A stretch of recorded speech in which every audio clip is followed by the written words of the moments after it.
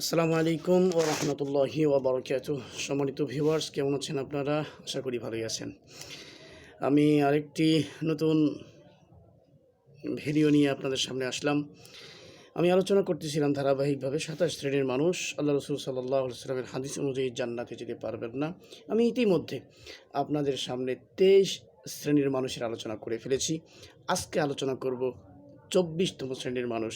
২৪তম শ্রেণীর মানুষ এর পরিচয় দিতে দেওয়ার আগে বলি যে এই ২৭ শ্রেণীর মানুষের মধ্যে যারা তওবা করবে তাদের হিসাবটা ভিন্ন। ২৪তম শ্রেণীর মানুষের পরিচয়ে মুসলিম সরকারের সাথে চুক্তিবদ্ধভাবে বসবাসকারী অমুসলিমকে, মুসলিম সরকারের সাথে চুক্তিবদ্ধভাবে বসবাসকারী অমুসলিমকে যদি কেউ অন্যায়ভাবে হত্যা করে, এই হত্যাকারী আল্লাহর জান্নাতে যেতে পারবেন না। আল্লাহ রসুল সাল্লাল্লাহু আলাইহি ওয়াসাল্লাম এই মর্মে একটি হাদিস বর্ণনা করেছেন। তিনি বলেন, মান কাতালা মাআহাদান লাম ইয়ারিহ রাইহাতাল জান্নাহ ওয়া ইন্না রিহাহা তুজাদু মিন মাসিরতি আরবাঈনা আমা। আল্লাহ রসুল সাল্লাল্লাহু আলাইহি সাল্লাম বলেন, কোনো ব্যক্তি যদি কোনো মুয়াহিদ তথা মুসলিম সরকারের সাথে চুক্তিবদ্ধ ভাবে বসবাসকারী ব্যক্তিকে মুয়াহিদ বলা হয়।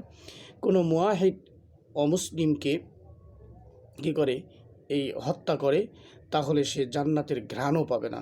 অথচ জান্নাতের ঘ্রাণ ৪০ বছরের পথের দূরত্ব থেকে জান্নাতের সুঘ্রাণ পাওয়া যায়।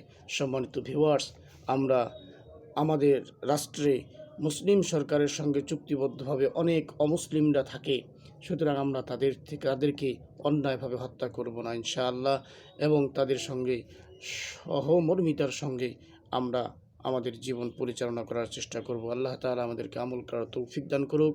ওয়ামা তৌফিক ইল্লা বিল্লাহ। দেখা হবে আগামী ভিডিওতে। আসসালামু আলাইকুম ওয়া রাহমাতুল্লাহ।